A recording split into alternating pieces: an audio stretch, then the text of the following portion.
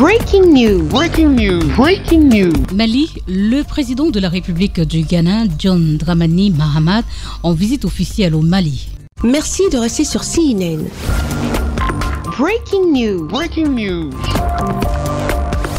Il est précisément 11h15 le 8 mars 2025 lorsque le Falcon présidentiel arborant les armoiries de la République du Ghana, transportant le chef de l'État ghanéen, son Excellence John Dramani Mahama, en visite d'amitié et de travail au Mali, se pose sur le tarmac du pavillon présidentiel de l'aéroport international Modibo Keïta de Sénou. Le chef de l'État ghanéen est chaleureusement accueilli au bas de l'échelle découpée par son homologue malien, son Excellence le général Assimi Goïta, dans une atmosphère empreinte de solennité et de fraternité africaine.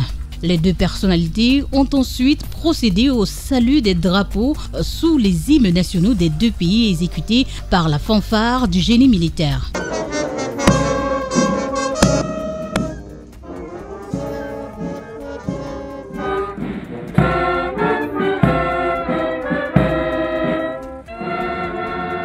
Les présidents d'institutions, les membres du gouvernement, le corps diplomatique accrédité au Mali a été mobilisé pour accueillir cet hôte de marque qu'est le chef de l'État ghanéen, son Excellence John Dramani Mahama. Dans la foulée, les deux chefs d'État se dirigeront dans le salon présidentiel où ils ont eu un premier entretien de près d'une quinzaine de minutes pour planter le décor de cette visite d'amitié et de travail en terre malienne. Cette visite fait suite à celle que le président de la République du Ghana a effectuée en Côte d'Ivoire il y a quelques jours, au cours de laquelle son homologue ivoirien, son Excellence Alassane Dramane Ouattara, lui a demandé de faire revenir les pays membres de la Confédération AES, le Mali, le Burkina Faso et le Niger, dans la communauté économique des États de l'Afrique de l'Ouest. Au palais de Koulouba à Bamako, le président ghanéen, son Excellence John Dramani Mahama, est accueilli par son homologue malien, son Excellence le général Assimi Goïta, un premier tête-à-tête suivi d'une séance de travail élargie aux délégations respectives, ce qui a permis d'examiner minutieusement les questions d'intérêt sous-régional et bilatéral.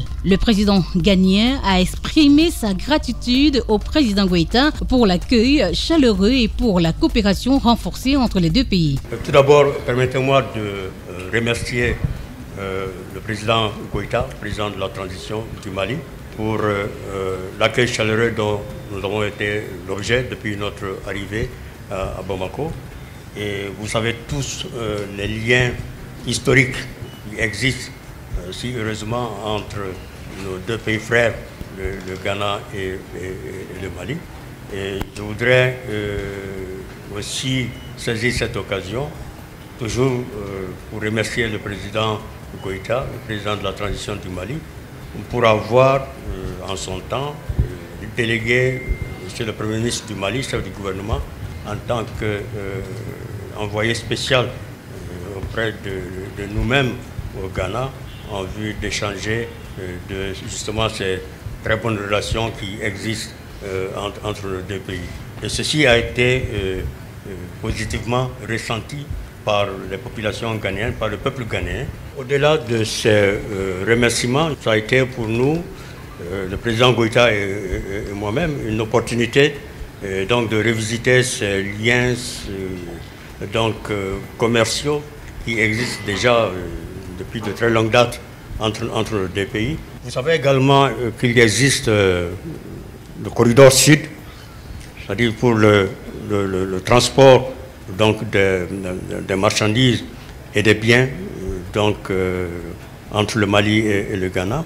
Nous avons échangé sur cela également afin de voir dans quelle mesure nous pouvons faciliter le transit de marchandises et de biens entre nos deux pays à travers ce corridor-là. Également, nous avons évidemment discuté de nos relations de deux pays en termes de coopération en matière de défense et de sécurité. Vous savez très bien que le terrorisme n'existe pas seulement qu'au Mali. Le terrorisme existe au Mali et aussi dans les autres pays de l'Alliance du Sahel, de la Confédération, et qui s'est même au-delà dans d'autres pays du Sud, notamment le Ghana et d'autres. Alors donc nous avons échangé afin de voir ensemble dans quelle mesure nous pouvons donc mutualiser nos efforts afin de lutter efficacement contre les groupes terroristes, contre le terrorisme. Pour terminer, nous avons aussi parlé de la grande commission mixte de coopération qui existe entre le Ghana et le Mali. Et donc cette grande commission mixte, nous avons regardé, nous avons décidé de la redynamiser parce que la dernière réunion de la commission a été tenue au Ghana en 2011. Par ailleurs, la question des relations entre la Confédération des États du Sahel et la CEDEAO a été abordée. Nous avons compris qu'il y a eu donc une sorte de manque de confiance entre les leaders donc, de différents regroupements donc, de la CEDEAO et de l'Alliance de la Confédération de l'Alliance des États du Sahel.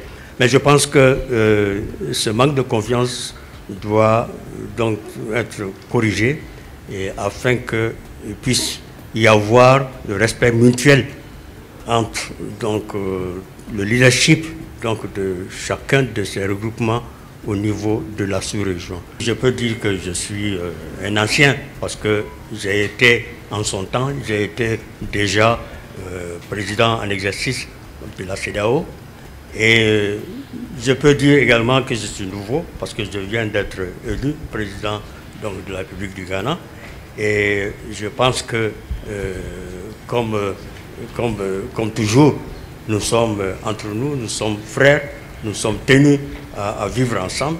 Et donc, Ghana, à travers ma personne, nous avons pris l'engagement de poursuivre donc, cet appui donc, à la Confédération et aussi de travailler à faire en sorte à ce qu'il existe donc, ce lien, ces relations entre la Confédération des États de l'AES et la CEDEAO donc, dans notre espace ouest-africain. Les deux chefs d'État ont également évoqué la réactivation de la grande commission mixte de coopération entre le Mali et le Ghana, dont la dernière session remonte à 2011. Ils ont convenu de prendre des mesures pour relancer cette instance afin de renforcer le partenariat dans divers domaines. Cette visite a ainsi permis de consolider les liens entre le Mali et le Ghana et d'ouvrir des perspectives prometteuses pour une coopération accrue entre les deux nations. Merci d'être sur CNN, la télévision autrement. Les programmes se poursuivent. Retrouvez toute l'actualité afro-mondiale en ligne et en multidiffusion sur CNN, C-Web Info et plateformes digitales, Facebook, YouTube, Instagram et en simultané sur Radio Voltage 2.